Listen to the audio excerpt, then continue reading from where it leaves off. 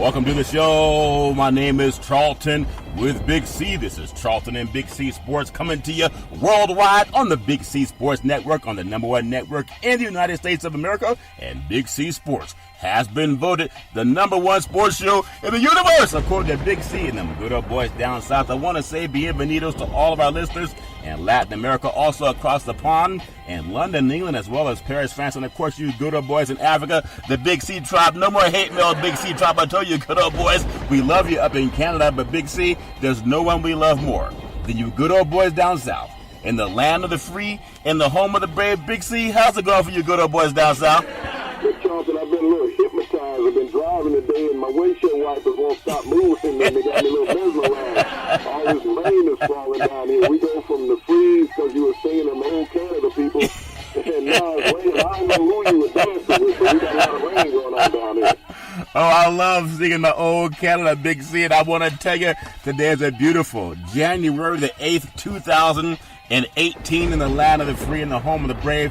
A lot of good things happening in the world of sports. Of course, Big C Sports will bring it to you every Monday through Friday. We have the National College Football Championships down there in Georgia, where you good old boys are, Big C. I hope they put a rope on that bird so some of those good old boys from Georgia and Alabama don't try to take it home for dinner. We also had some big things happening in the NFL with the playoff wildcard weekend. We love that. Also some NBA jumping off. But Big C, I know you're down south, down there in Georgia. You good old boys looking for the national championship to be crowned tonight with the beautiful stadium down there, the Mercedes-Benz Stadium in Atlanta. You have the Georgia Bulldogs just a bus trip away, as well as the Alabama Crimson Tide. Big C, give me your thoughts on the flavor down there in Georgia.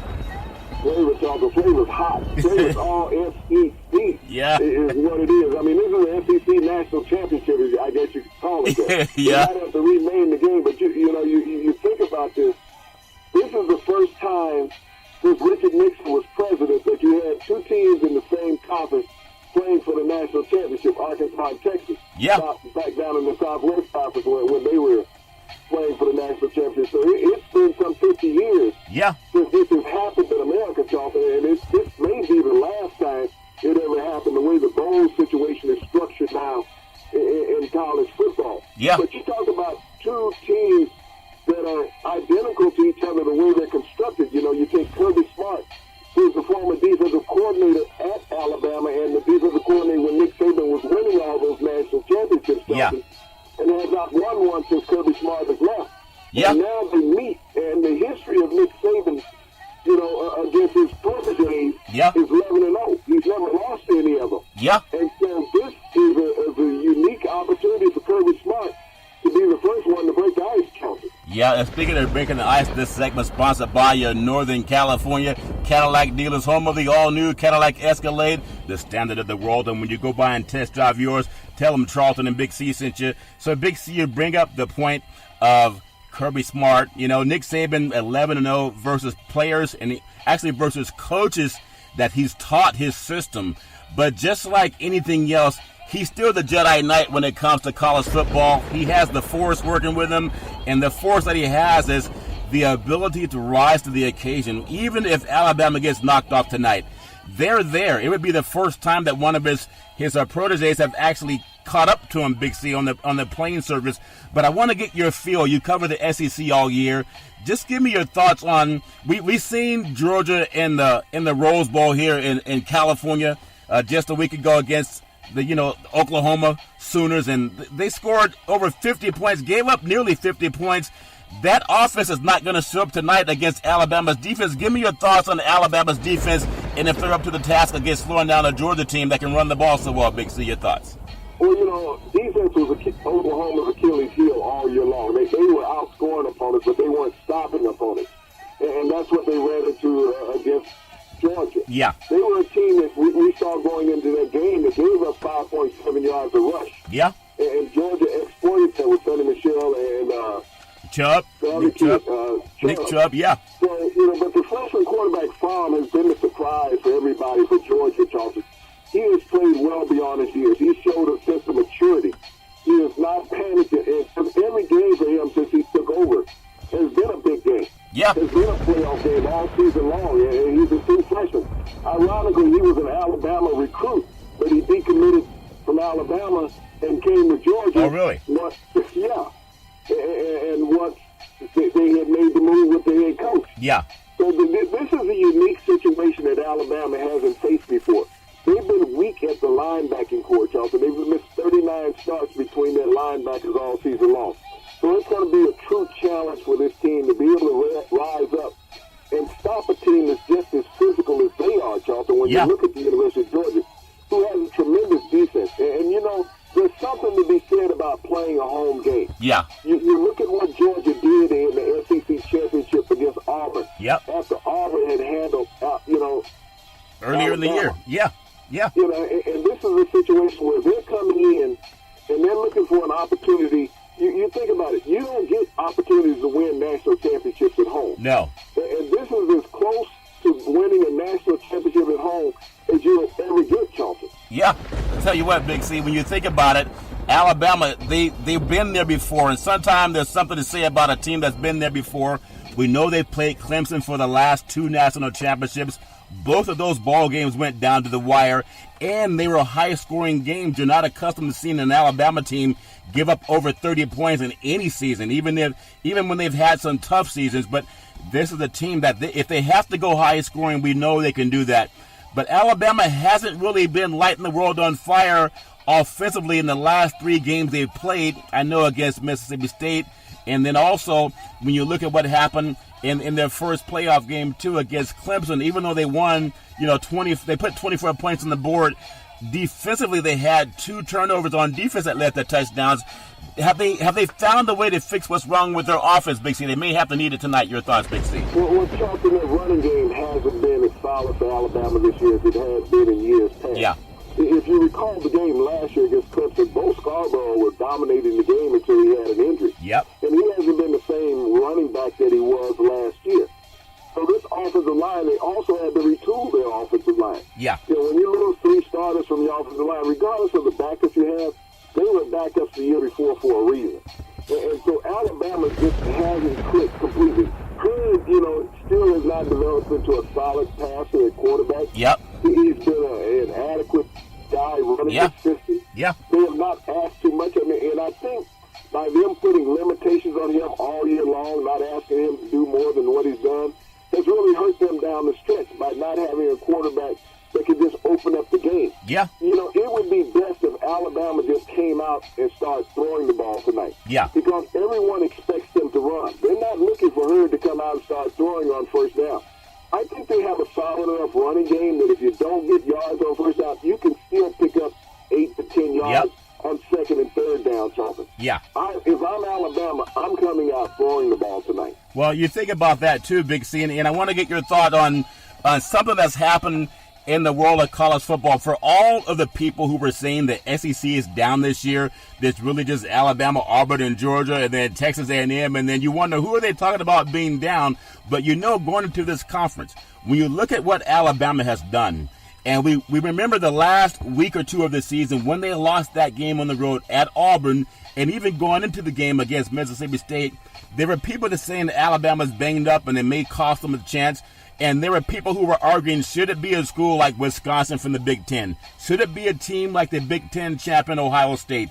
And now that Alabama's been able to do what you're a very big advocate of, do it on the field. Don't worry about the ratings. That's what Nick Saban talked about before.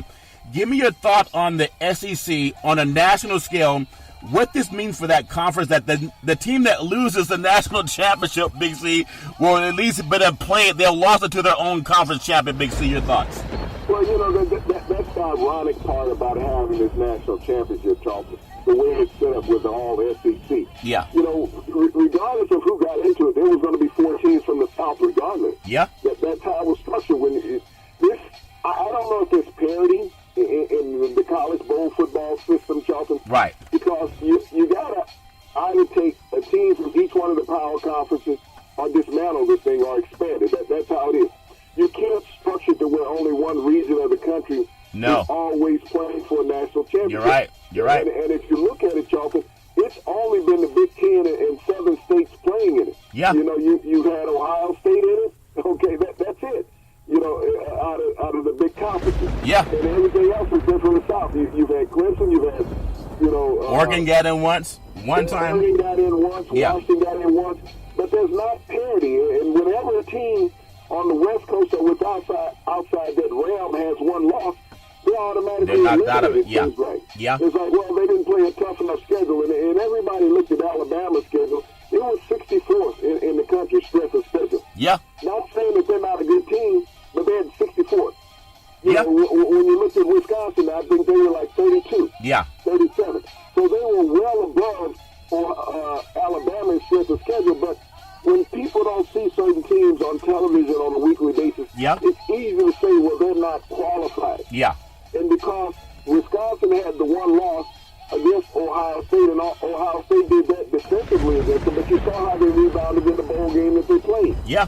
I don't know if the formula that they use for this playoff system is correct, Charlton, other than political. Yeah. And politics constantly crosses into everything we see and do in life. Oh, yeah. And it crosses into this. Yeah, that's very true. And so even speaking of championship games, I do want to say congratulations to North Dakota State, Carson Wentz's alma mater. They got a chance to win their 6th national championship in 7 seasons, and they did it by knocking off James Madison, a team that beat them last year. That game is played down in Frisco, Texas, and they do it in Division I AA, where they actually let you play. They pick more than 4 teams, Big C, to play for the national championship. And I would hope that the NCAA can find a way to do the same thing. But we know the reason they won't do it is because there's too much money involved, and they can control who has access to the money. I just want to get your thoughts. I know we talked about both teams, and both teams will have to run the football. But ironically, the team that has the most passing yards might be the team that comes out victorious in this college football championship game. Big C, would you believe, and I know you do, there's so much coming in the world of sports that if you look at the coaches, and we talked about Nick Saban getting $11 million, Urban Meyer's one of those, nearly $10 million a year, Harbaugh's nearly 10, and you have that good old boy Jimbo Fisher that's going to go down to Texas A&M, and he's getting I think $75 million. $7.5 million over 10 years. $75 million total is what it is.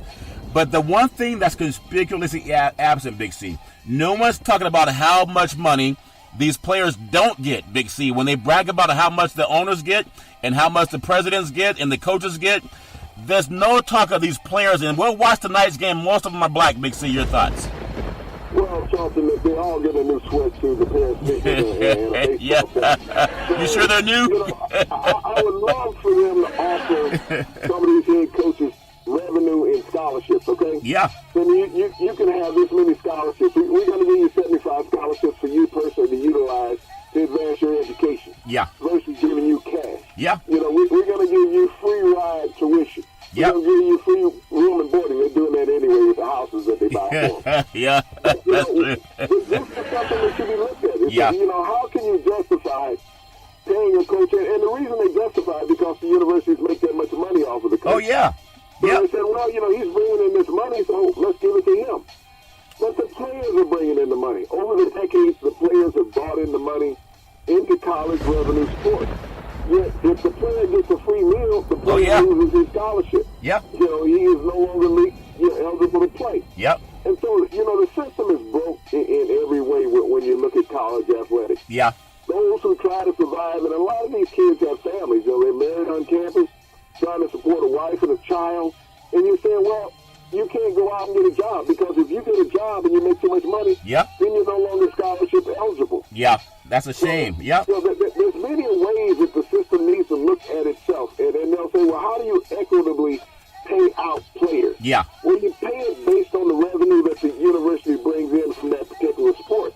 That makes That's sense. how you do it equitably. Yeah. You're not going to pay a player from North Dakota State the same that you pay a player from Alabama. No. But you were paying based on the revenue that university generated through their championship runs, Sean. Yeah, that makes a lot of sense. That's an easy formula to figure out. You can't pay everyone the same, but you pay them based on the revenue that the university brings in and also a percentage of what the coach's salary is. Yeah. Easy formula to figure out. That makes a lot of sense, Big C. And because it makes so much sense, it probably won't happen. I do want to say that sports is a $1 billion industry. And boys and girls sports is the foundation to this billion-dollar industry. And for every athletic and sporting event, you need athletic and event insurance. We work with Ben and Mark. They've been around half a century. They work with Big C Sports. Whether you're a pro team, a collegiate team, a high school team, or even your mom and pop soccer leagues, when you reach out to them, let them know Big C sent you. Call 800-772-8624. That's 800-772-8624. So, Big C, I want to just diverge a little bit into the world of how sports and politics mix it together.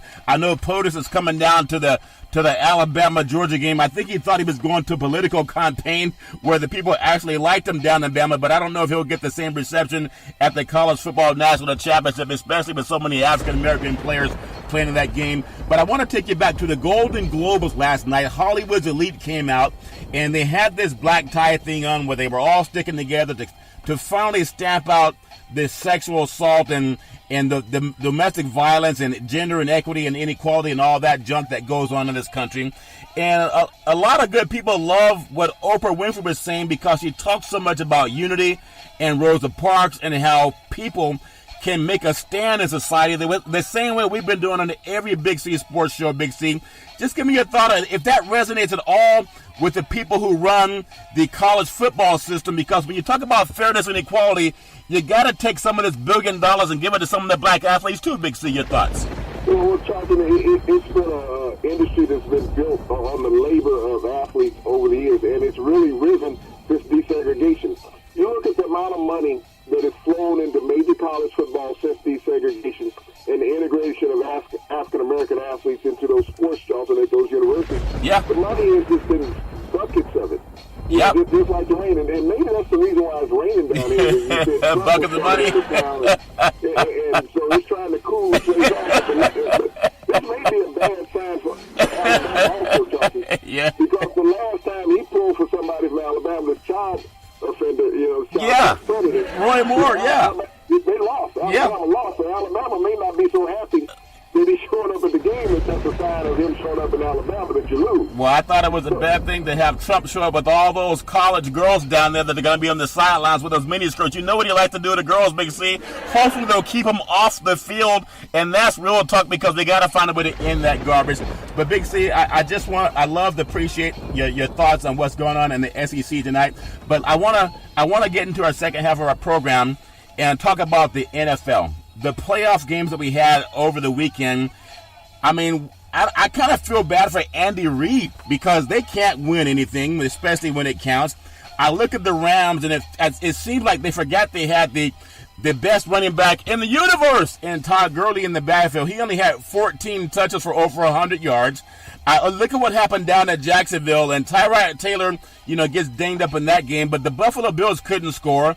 Jacksonville couldn't score, and I just thought that we had some playoff games where, I thought it could have been better football, but I'm impressed with what Atlanta did, and I'm also impressed with the fact that the Tennessee Titans found a way to win a game in Kansas City, but everybody wins their Big C in the playoffs. Your thoughts? Well, Charlton, let's look at that Rams game right off the back with the Falcons. You talked about the limited touches with Todd Gurley. 14. We spoke about that prior to the game, that he needed to be the guy, the fixer in the game. Yep. That it was going to be between he and Julio Jones who would dominate the game. Yep. When you take your start of the game, I go back to last year when the Cowboys set everybody against Philadelphia in that final game of the season. Yeah. Just as the Rams did this year. You kill momentum. When you have young players that are on a stride, they don't need to rest. No. They haven't played enough. They don't have enough experience to know what rest is. Yeah. And that was the same thing you had last year with Dallas when you sit down Ezekiel Elliott, you sit down Zach Prescott, you sit down a couple offensive linemen, and say, we're going to play all these backups. They couldn't kickstart it a week later, Charlton, when they had a playoff game. Yeah. Same thing happened with the Rams this year.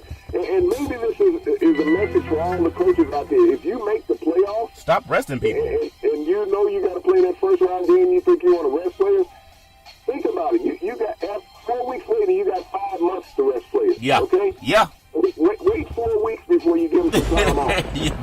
They don't have to rest anybody now.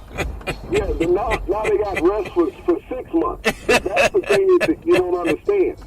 So, the Rams had an opportunity in this game that I feel that the coaching staff blew. Yeah. Because you took away the momentum of guys that were playing every week. You don't rest people during the season. No. So why rest them at the end of the season? You rest players when the season is over. Yeah. And so this is is what hurt the Rams. I mean, the Falcons have caught their stride the last 4 weeks. They've been a very hot team in the NFL. Oh, yeah. Put points on the scoreboard. They've beat all their opponents. And now they're going into Philadelphia as favorites. Think about this, Charlton. The Eagles, the best record in pro football, are underdogs in their first playoff game. That's an unheard of thing. But they lost Carson Wentz against the Rams. Yeah. And now they're going to be playing a red-hot Matt Ryan. Yeah. Big C, that's a good point, too. But I do want to finish up with something at the Coliseum. The first home playoff game at the Coliseum for several years. We've had the Raiders and also the Rams host games there, but the Rams also went down to Anaheim in the last time in Los Angeles for the playoff game. So I was really impressed with the way the fans turned out at the Coliseum, almost 80,000 fans. But something that I just couldn't take my eyes off of, because I like to look at numbers. And when I looked at Todd Gurley, the best running back in the NFL, he had 101 yards on 14 carries. Big C, that's averaging 7 yards a pop. If you took the rock for 7 yards a pop in the NFL, something tells me, why don't they have someone paying attention to that? Now, Atlanta did a good job forcing the pass, but you don't force the pass when you call a run, a handoff.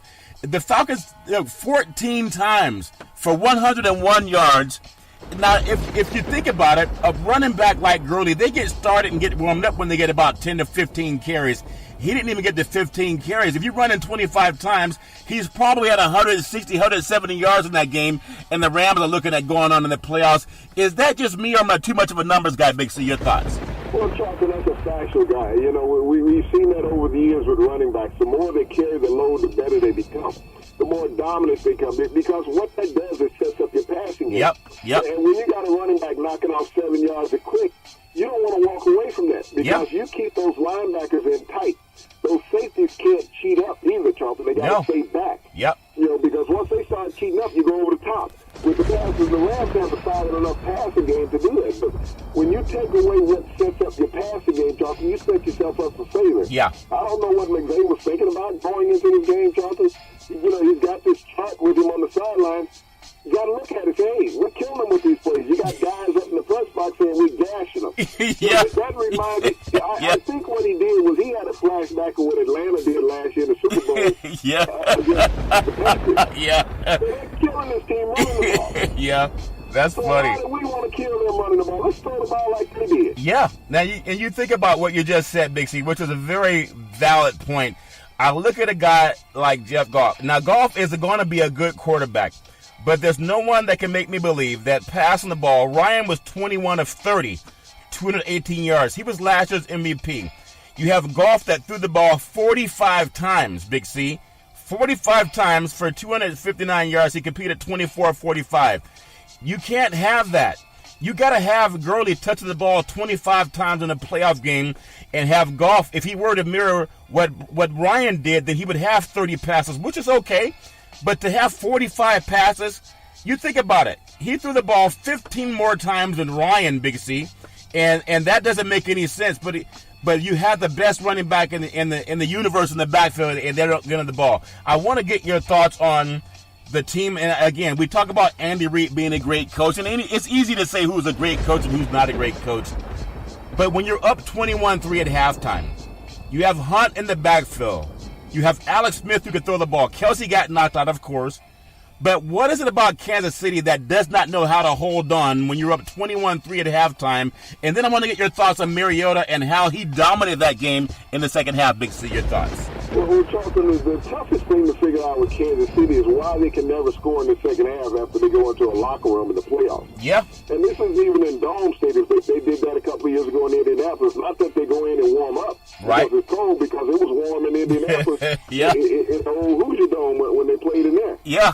So, That's true. This is something that, has baffled me with Andy Reid ever since he's been a head coach. Yeah. That he has never been a second half playoff team. When you look at the number of times he went to the NFC Championship game with the Eagles, they always lost in the second half. We talk about John Gruden getting the job with the Raiders. Yeah. And he beat Andy Reid in a playoff game. He didn't beat him. Ronnie Barber beat him. Yeah, Ronnie Barber. That pick-six return. Yeah. John Gruden got the credit for it. Yeah. But, the Eagles, once again, could not hold on to a lead in the second half. Just like the Kansas City Chiefs. People will say, well, it's Alex Smith. Well, it's the play caller. Who is calling the plays? That's the thing that I got to figure out with Andy Reid. Who's your offensive coordinator who scrapped what he calls in the first half? So now we have a second half playlist that we're going to run. Yeah. That doesn't work. He's had this throughout his career, Charlton. Yeah, that's true, Big C. When you look at Alex Smith, 24-33, 264. You look at Mariota, 19-31, threw a pick but had 205 yards. And that good old boy Henry, 23 carries for 156 yards. That's the game the Rams should have been watching. Henry, 23 carries, 156 yards, and the Titans are moving on. Hurley's a better running back than Henry. 14 carries, 101 yards, Big C. Sometimes it's easy to have the money quarterback thoughts, but that's a glaring statistic, and it's a shame that the Rams had everything going for them this year. Whether you lose or win to the Rams, you give your best player the ball as many times as possible. Big C, that's what you talked about going in. Give me your thoughts on Henry and how he had his sidekick was hurt, but Henry to get that many carries and rush for over $150. A ground game will always determine who wins a championship game. Big C, your thoughts? Well, Charlton, when you get to the playoffs, there's two things that are staples that you must have. You must have a solid defense. You must have a solid run game because you're going to have inclement weather. The ball is not always going to be easy to throw and catch. And we saw that with Henry dominated. Going into that game, we knew that Murray would be playing because he was dinged up. But Henry is that guy that wants to be that solo back regardless. You know, they had that two-headed tandem in Tennessee, but Henry is a guy who was a Heisman Trophy winner when he was at Alabama. Yep. So he knows how to be featured back. And this is what Tennessee did. They highlighted him for what they drafted him for. Yeah. And he paid off, Charlton, just like opposite in Los Angeles where they didn't feature Gurley. Yeah. Think about it. These are two SEC running backs also. Yeah. Gurley played at Georgia. Henry played at Alabama. And they know what it is to carry the rock, and they get stronger and stronger. And you saw that with Henry, even at the end of the first half of that game, when he took the ball and ran some 30 yards for a touchdown, you know, the speed that he has, it really mesmerizes people because he doesn't look like he's moving, but he's separated. Yeah, that's true. Tennessee knew that they needed to ride running the ball because if they wore down Kansas City's defense, which hasn't been the same since they lost Eric Berry, even though Derrick Johnson played a tremendous game at quarterback, at linebacker for Kansas City. Yeah. This is a team that really needs to look in depth at their offensive coordinator, Charlton. Yeah, that's a good point, Big C. I look at the game with the Jacksonville Jaguars and the Buffalo Bills. And again, congratulations to Buffalo for getting to the playoffs for the first time in over 17 years. A long absence for a team like that. But they get there and they just laid an egg to get 3 points on the scoreboard against a team in Jacksonville that was struggling, Big C, closing out the year. Both teams, you look at the first down, Jacksonville had 15, Buffalo had 20. I look at rushing for Buffalo, McCoy, 19 carries, 75 yards. We knew he had to touch the football, Big C, and he did touch the football. On the other hand, you look at passing. Bortles, 12 of 23 for 87 yards, and then moving on. I look at Tyrod Taylor, 17 of 38, 2 interceptions on only 134 yards, Big C. It just, that game, they could say it was a defensive struggle, but to me, the offenses was like, they didn't do very well knowing what to do offensively. I want to bring up one point you talked about, Tony Romo. Yeah, sometimes we get tired of Tony Romo. He's like the guy, you ever go to the movie, and there's a guy who's already seen that movie 3 times, and he's telling you what's going to happen in the movie. That's what Tony Romo does when he's doing the game. However, Tony Romo, he was calling out some plays that even Buffalo didn't see, even Jacksonville didn't see. When they had players that were open, I do want to applaud him on that, but he should be coaching, not broadcasting. Big C, your thoughts? Well, Charlton, he's losing his talent, but, you know, it's always easy to see things from the press box. You have an overview of everything versus on the sideline. That's what you hire coordinators for. Yep. These coordinators should be seeing the same thing that this broadcaster is saying, Charlton. Yeah. And so that's what I'm wondering. You know, are they sitting there sipping some moonshine? Probably some of those. Because you're paying these coordinators a few $1 million a year to sit there and tell you what you don't see. Yeah. And yet your broadcaster can tell you better than what the coordinators are telling you what they see. Yeah. Tony's just removing the game, so his vision is there. Yeah. His intuitiveness about the game is on top. He's on point with that. Yeah. But, you know, for these teams not to be able to execute, you know, Blake Bortles' best part of his game was him running the ball. Yep. Because he ran the ball better than he threw the ball. It reminded me of Colin Kaepernick a few years ago against the Green Bay Packers. Yeah. Not as many yards, but just as effective. Yeah. And so that's what got him to this game. Tyrod Taylor had no receivers in this game. All his receivers were banged up. Benjamin couldn't get downfield. No. Other kids were young. So he didn't have any help. And this is what we look at. You know, when you have a coaching staff, you have to be prepared to play just one game. Yep. Not look beyond that. And that's what has always mesmerized me going into the playoffs when teams lack productivity. Are you trying to play just this one game, or are you trying to position yourself to play a couple games? Yeah. Because after this game is over and you haven't scored enough points, you don't have any more games to play. Yeah. So, you know, having an opportunity to play in a few playoff series, Charleston, throughout my career when I played and made it to some championship games, you played each game like there was no more. Yep. Regardless of how you felt physically. Yep. You played each game like it was no more. And so when I look at players now and they seem not to want to give it their all, that's what amazes me. And coaches seem to be bewildered on the sideline about which play to call. You don't need a flip chart 17 games into the season, Johnson. You don't. No, you don't. If you haven't memorized it by now, you shouldn't even be on the sideline. But the thing they going through a flip chart, trying to figure things out after you played 17 games, you need to look for another job. That's funny, Big C. I want to bring up something that's funny. I look at when not that Tyrod Taylor getting hurt was funny. He was able to walk off the field, but they brought in Peterman, and whether it was an interception or not at the end of the game with about 20 seconds left, you know, they have instant replay. I thought the ball touched the ground, but I don't even know what's the catch anymore. But and not to make fun of anyone. If you can get an NFL paycheck, take that money. That's good money. But I do want to bring up something you brought my attention to. I look at Peterman. I remember when Tyrod Taylor was benched at the game in Los Angeles for the Chargers, and he had a winning record. So he gets hurt, and then they brought in Peterman for the Chargers game. He threw 5 first-half interceptions, okay? I think first-quarter interceptions. First NFL record. And he still has a job, and Kaepernick can't get a call. His last win was down in Los Angeles. I want to say they brought him in for the game against Buffalo. He was 1 for 2, 14 yards, and an interception. Big C out of 2 passes, Big C. And he still has a job. Will you please tell me why, Big C? Tell me why. Well, I don't know if the coach is related or not. There's got to be some nepotism there somewhere. Yeah. But, you know, you can't tell me that guy in 2 NFL series that he has thrown more interceptions than completions. 6. And he's an NFL quarterback. Yeah. I mean, he's not even a college or high school quarterback. At that ratio. Yeah. But, you know, to sit there and say, well, he loves the game and he has a great upside. I mean, this is what your friend Mel Kiper said. That he has an upside. Yeah. Okay, I'm trying to figure what side they look at.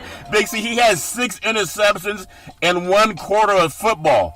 Okay, last I checked, that's not very good, but he's still getting a paycheck for everybody that thinks that the NFL is this great league of non-bias. It's a great league, but it has some things they can fix too. If they want to say the reason why NFL viewership is down, that would be a reason right there. Okay? Peterman would be a reason why viewership would be down. Yeah, that's funny. And I don't even know how the Buffalo could bring him in the training camp this year. No. That's the question. Who the hell did he beat out? He beat out some guy that threw 7 interceptions in the first quarter, Big C. Okay.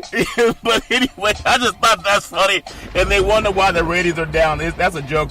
The biggest game, and I thought the best game, when I looked at these 2 great quarterbacks, both have been NFL MVPs in Cam Newton and also Drew Brees, and you can't say enough about the atmosphere at the New Orleans Mercedes-Benz Dome.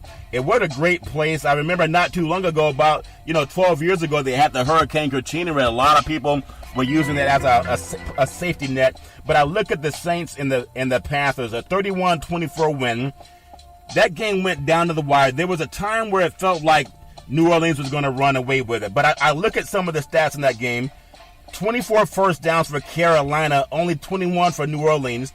Passing Carolina 306, New Orleans 369. And I look at the 2 great quarterbacks when you think about that game. And I look at Cam Newton. He had a great game, even though I thought he was a little bit banged up at first. Wasn't playing with a lot of energy at first. But when I look at what he did in the game, had them right there on the verge of winning 24-40, 349 yards. Drew Brees, 23 of 33, 1 interception, 376. Big C, give me your thoughts on the great performances by both quarterbacks, Big C. Charlton, tremendous offensive output by both teams. You know, Cam Newton has been maligned all year long, and it didn't seem like he was interested. He's not a top-flight quarterback. But in games like this, I mean, when you look at those other playoff games, where those other quarterbacks are not maligned, no one maligned Goff. Yep. No one maligned Smith. Yep. No one maligned Bortles or Taylor in those games, Charlton. Yeah. Even, Matt Ryan, who did not have the performance that either one of those quarterbacks had. But Cam Newton was under constant pressure all night long when you look at that New Orleans defense. Yep. And it's hard to beat a team 3 times in a season, which New Orleans has done to Carolina this year. Yeah. But, Cam Newton even took a shot late in the game, Charlton, where we know he suffered a concussion. Oh, yeah. Because he tried to get to the sideline and went down. Okay? Yeah. But he was still put back into the game. I mean, the NFL, needs to cut out this joke concussion protocol. Oh, yeah. We've seen a couple times. Russell Wilson, it happened with him. Yeah. Cam Newton, it happened with him. Another quarterback this year, I can't recall at the moment. Yeah. But it happened. These quarterbacks are being allowed to go back into the game after suffering these concussions. I mean, you get hit face on by a 340-pound defensive lineman who drives you into the ground. You're wincing when you're on the ground. The kid Savage in Houston, it happened with him when he had the pillars in his hand. Yeah. So, and they're saying, well, he's able to come back on the field. Is the need to win outweighs an individual's health? That's I think what so. it comes down to, Charlton. The need to win outweighs the quarterback's health because you will find another quarterback eventually. Yeah, and I think time limit to win is very limited. Yeah, and I think you answered that question, BC, that the need to win outweighs the need for the player's health. So they said there was something in his eye, and that's just not cool, but they do it anyway. What did he have on, Charlton? A plastic shield? Yeah. Okay, so what was in his eye other than an eyeball? What, he said, an eyelash in there or something? He may have had some of those rubber pieces that they make the football stadiums. Football stadiums made of rubber tires now. It was his back that hit the turf. Yeah. Not his face. Yeah. Yes, they're obviously going to make the players play no matter what. They're going to try to get away with that. But give me your thoughts on these two teams. And I thought no matter what you look at, if you don't have Cam Newton for Carolina, they're not in the playoffs. If you don't have Drew Brees on the Saints, they're not in the playoffs. So I want to get your thoughts on both teams found their stride. Both teams, for the most part, I mean, we know that the Saints have won the game. But give me your thoughts on just the feel of that game. They play that way all the time down south. But what does it show you about the Saints in their defense? I did think they should have had, that was not a grounding at the end of that game. I think it cost Carolina a down and also some time on the clock. But give me your thoughts on the Saints defense. Do they have the kind of defense that you think is a Super Bowl championship caliber defense? Big C, your thoughts? Well, Charlton, they have an adequate defense that has played better this year than anyone gave them expectations to have. Yeah. And then when you look at the offensive power that they possess, they have a solid running and passing game. Yeah. People underrate the Saints receiving core all year long because they don't have that big name, high priced player. Yeah. But they have a bunch of young players who love Drew Brees, and Drew Brees loves them. Yeah. And they get open. Yeah. That's the thing. When you saw Drew Brees hitting receivers, they generally were not contested. Yeah. So they understand what to do. And that's one of the things, Charlton, when you have young players, you don't have ego.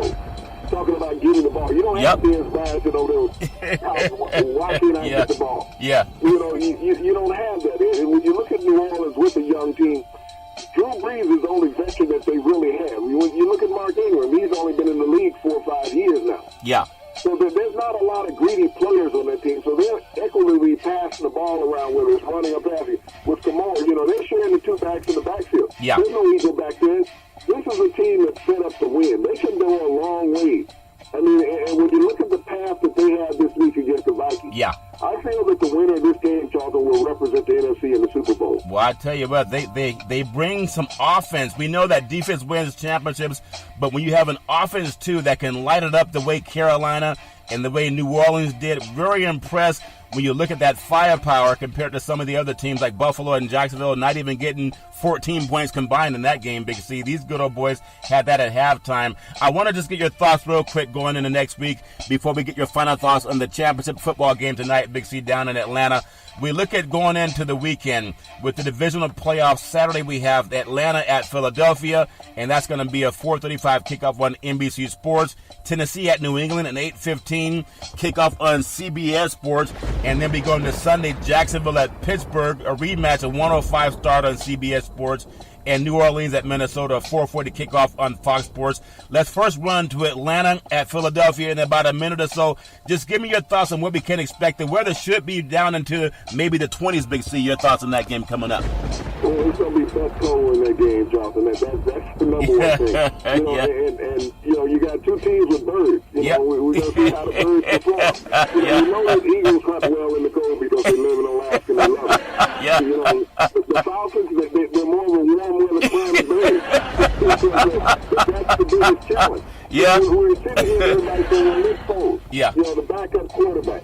Well, you know, he's better than a lot of backup quarterbacks in the NFL, Charlton, because he's a former starter and one who has won at this level. You know, we haven't seen Matt Ryan set the world on fire. No. And, you know, Matt Ryan, the biggest challenge for him is how is he going to handle the ball in the cold. Not only that, Freeman and Coleman, will he allow them to be a part of the offense in this inclement weather? Well, he has to. And that's going to be the biggest challenge for the Falcons. Can they run the ball? We know that they're a throwing team, but can they run the ball consistently against this Eagle team that will be fired up? I mean, the Eagles haven't scored a lot of points, nor have they given up points, Charlton. That's the thing. No. Their defense has not been hurt at all this year. So can the Falcons move the ball against this vaunted Eagle defense? Well, that's a very good point, Big C. We shall see how well they do that. And then also another game is to jump across to the AFC, and I bring it to a team that everyone wrote off. They wrote them off at the end of the season when they were fighting to get into the playoffs. They wrote them off when Mariota was injured during the playoffs. Tennessee, there's something about the moonshine. They must have an extra dose of moonshine. They seem relaxed against Kansas City going to the second half of that game. Now they're going up to the Northeast, where the weather's also cold, maybe in the 20s. I know they had some flooding up at Boston.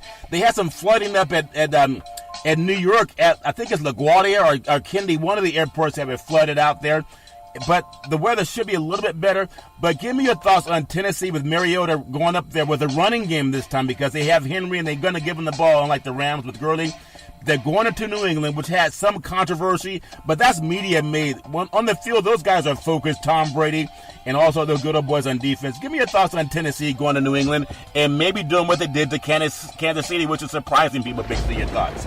Well, Charlton, that's a real tall order going to New England, because this is a team that's so diverse offensively. And when you get to this time of the year, you're playing in New England season. This is the time of the year that they build for. Their teams are structured, and you look at the latter part of the season, they didn't sit anybody down, even though they had the division sewed up. They didn't sit anybody. No. And by doing that, Charlton, they keep everybody in stride. That controversy you talk about, that's the media. We haven't heard anything come out of New England about that. Jimmy Garoppolo's been gone for 2 months. And all of a sudden, this is the biggest story because they won 5 games in San Francisco. Big C. Did anybody think that they won 13 games in the league? The media's griping because the team won 5 and not praising the team that won 13. I like New England at home, Charlton, and especially in the cold. How many times have New England played AFC championship games in sub-freezing weather, Charlton? A lot of times. That's what you look at. Every time the New England has played an AFC championship game, unless they were playing in Indianapolis in the Dome, they played in sub-freezing weather. They managed New England, Charlton. They like it that way. One footnote on Garoppolo. Would you believe he's had, I think, 5 starts for the 49ers? They won 2 of those games on last-second field goals. The Rams rested their team in that game, and Jacksonville was maybe resting people, too, when they came out here. He's thrown 5 interceptions. Just something to look at. Winning quarterbacks don't throw picks. He's thrown 5 interceptions in the 5 starts, Big C. Tom Brady hasn't thrown 5 in half the season. So when you think about why they let somebody go, just look at that instead of looking at, hey, they won because they had a good field goal kicker that came in, I think, from Indianapolis. But they won because they had some teams that really didn't have a lot to play for at the end of the year when they won. So that's just something to look at when you start saying they should have kept him over Brady. That doesn't make sense at all. Big C, let's jump across to Sunday's games. Jacksonville at Pittsburgh. That's a 105 start CBS Sports. You know, Jacksonville had a defense, but the defense is not going to win at Pittsburgh by itself. And if you can only score 10 points at home, I have to say they're not going to do the same at Pittsburgh. They're going to have to play better than that. But the Steelers are rested. They have a Roethlisberger. They have Le'Veon Bell. I wonder what's going to happen with Brown if Brown's healthy enough to play. But this is a game that's meant for the Steelers to win because they have it all lined up for them. Give me your thoughts on what Jacksonville can do going into that game against the Steel Curtain. Big C, your thoughts. Well, Jacksonville is going to do, Charleston, is pick up air miles going to Pittsburgh. That's all they're going to do, right? They're going to pick up air miles because additionally, when you talk about a mismatch in a playoff game with quarterback, Ben Roethlisberger versus Blake Bortles, I mean, what Pittsburgh has is a backup quarterback is better than Blake Bortles. Yeah, that's funny. And they play against him every day in practice. Yeah, that's... So this is a team that's not worried about, the offense that Jacksonville is coming. They're coming with a running game. That's it, Charleston. A running game. Yeah. You think Pittsburgh hasn't played every running team in pro football? Oh, they have. And no one's better at running the ball than Pittsburgh when Bell is there. Yeah. Okay? They can get the ball on the ground. They can move it. Yep. They have a receiving core that's outstanding regardless of who's playing. Mike Tomlin has done a tremendous job of building a receiving core in Pittsburgh, wide receivers and tight ends. And even the running backs catch the ball well out of the backfield. Yeah. Jacksonville could barely handle Buffalo last week. Yeah. Barely. Yeah. And now they're coming up to cold weather. This is the tough part about living in Florida, and you got to come up where it's below freezing. Yeah. And stand outside all day. Yep. The body and mind is not built for that. Yeah, body and mind might be separated, but not Big C. And so that's a game we look forward to seeing how well the Steelers play, as well as Jacksonville, too. Good luck to both teams. The final game, Big C. And obviously, as you thought, the team that wins this game, because they're going to be indoors, and they'll get to go back to being indoors if they get to the Super Bowl. I want to look at New Orleans. You know how well they can throw the ball. They also have a good running game, even though they were slowing down running the ball against Carolina's defense. The Vikings, they've had some rest, and their defense is legit, like the Purple People Eaters. I want to get your thoughts on Drew Brees going in there with them good old boys from New Orleans and getting a win in Minnesota that's been well rested. Big C, your thoughts? Well, this is a defense that they haven't faced all year long. I mean, the last time that we saw the Vikings and New Orleans in this position, New Orleans went to the Super Bowl when the Vikings had Brett Favre at quarterback, and they beat him up.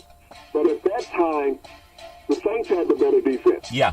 This time, the Vikings have the better defense. This is a tremendous pass rush that the Vikings possess. Well, now, we saw Carolina get to Drew Brees last week. Yeah. Yep. And so I feel that the Vikings will get to him 3 to 4 times in this game, Charleston. And they have a linebacking core that's set up that can play against Ingram and Kamara on that running game. Yeah. But this is not going to be as easy of a task for New Orleans this week. I like Case Keenum. This is his first time to be in this position in his career. He's been maligned his entire career as a backup and a sub-starter. Yeah. But now for this to be his team and to take the Vikings beyond that first round of playoffs where they faltered last year, didn't get in the year before, they faltered under Teddy Bridgewater when they missed the field goal. This is an opportunity where they're at home, Charles, in the Dome, for the first time in U.S. Bank Stadium, hosting a playoff game, and an opportunity to play the Super Bowl at home, just like Georgia in college football is playing the national championship game at home, technically. Yeah. This is an opportunity that won't come back again in the NFL, Charles. That's a very good point, Big C. I'm really impressed with what the Minneapolis has done with that stadium, as well as what Atlanta's done with their stadium down south. So we run down the NFL. We look for the divisional championship games coming up next week, and there's no such thing as being hurt. There's no such thing as being injured. Players will play with pain. They'll do whatever it takes to try to win a Super Bowl, at least to get to that point. And I know one more thought on the championships. I want to congratulate all the teams that got there. We've had a lot to go through in the NFL this year with the Black Lives Matter, with the justice and equality for everybody. I even congratulate Oprah Winfrey for her speech last night at the Golden Globes and how even Hollywood is galvanized around equality. I know it's just talk at this time, but hopefully we'll see some more people with their action behind the words and put money into people instead of just words. Big C, as we wrap up tonight's show, just give me your final thoughts on tonight's game, the national championship game down in Atlanta at the beautiful Mercedes-Benz Stadium. Your thoughts on Alabama and Georgia playing for all the marbles. Big C, your thoughts. Well, the last time that Georgia won a national championship, Charleston, they actually won it at a stadium that's not a Mercedes-Benz Superdome in New Orleans, beating the University of Notre Dame with Herschel Walker leading a vaunted rushing attack. Yeah. And so this is what they're coming back with again this year, Charleston, a solid running game. Yeah. We know it's been a few years since Alabama has won when they beat Clemson 3 years ago, Charleston, for the national championship game. But this is a game of two teams of similarity. You're going to see a sea of red tonight in the stadium. Just like we saw in the Rose Bowl last week, Charleston. But this is as a sea of red as SEC.